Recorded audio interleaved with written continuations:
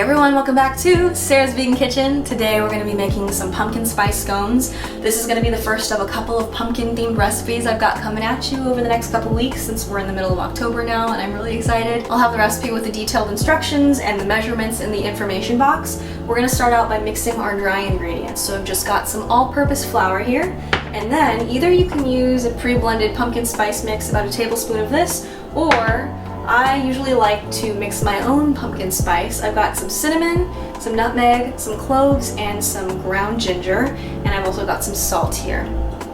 I also have some baking powder, and we've got some brown sugar. I've made the recipe a couple different times, experimenting with different amounts of sugar, and if you want them to be a little less sweet, I'd recommend just using 1/3 of a cup. I'm going for the full half cup here because I do like my scones to be a little bit on the sweeter side.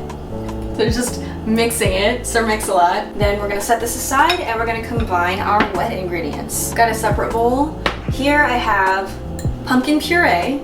I just got this from a can. It's not the pumpkin pie mix, it's just the plain pumpkin puree. You could also, if you're feeling really badass, roast your own pumpkin and puree it. We've got a little bit of unsweetened soy milk, adding a little bit of vanilla extract, and some blackstrap molasses.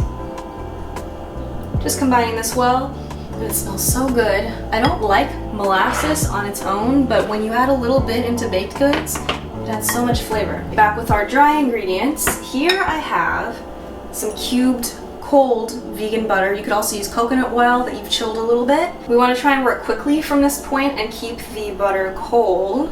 I'm using this pastry cutter. If you don't have one of these, you could also use the back of a fork, or you could use 2 butter knives, just cut your butter in. And we're just going to cut our butter until we have this nice crumbly mixture, and there's little pea-sized bits of butter in our flour. You can also make scones in a food processor. You just put in your cubed butter and your dry ingredients and pulse it a little bit while you're adding in your wet ingredients, and it'll come together into a ball. Okay, so our mixture is looking nice and crumbly at this point. And we're gonna add in our wet ingredients, a couple tablespoons at a time. Now I'm just using a fork to toss together the ingredients until the liquid is absorbed. Now another couple tablespoons of our pumpkin mixture. Adding in the last bit of the wet ingredients and tossing to combine. Now we're going to lightly flour the surface and turn out our scone dough. A little bit more flour over the top, and I'm going to knead this just a couple times to get the dough to come together and be a little more uniform in texture.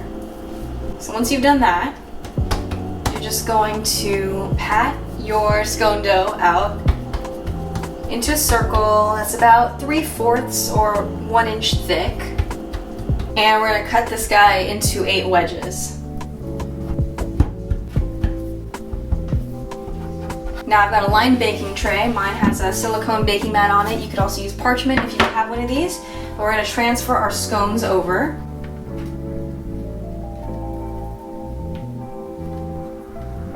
Now at this point, I'm going to turn my oven on to 425 degrees, and while it's preheating for about 10 minutes, I'm going to have my scones sitting in the fridge, firming up a little bit. This is going to help improve the texture of the finished product, and I'm also going to take a second to clean up a little bit.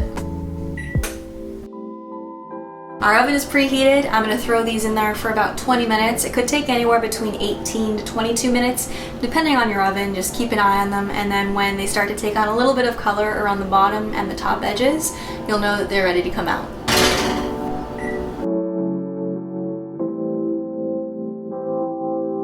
It's been about half an hour. I've been patiently waiting for my scones to cool. You want them to be completely room temperature before you go ahead and ice them.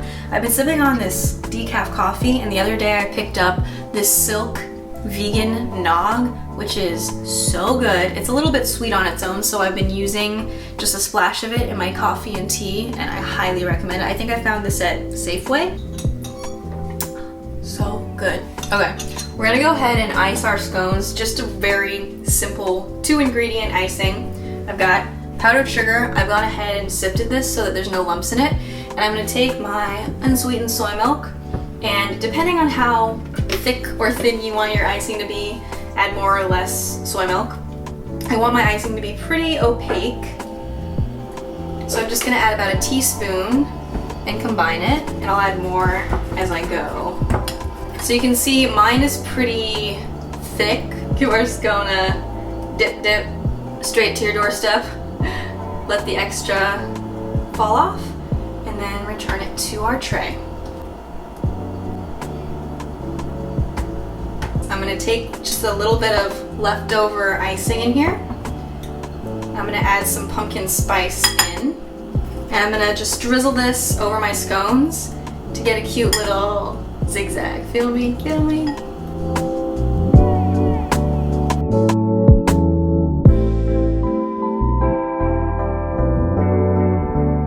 Gonna give them a try now. I feel like there's not that much to say. It's good. If you've ever had one of the Starbucks pumpkin spice scones, it's not as sweet as that. It's a little bit spicier, and I like it that way. Like, I like to just dip this into black coffee. It's really good.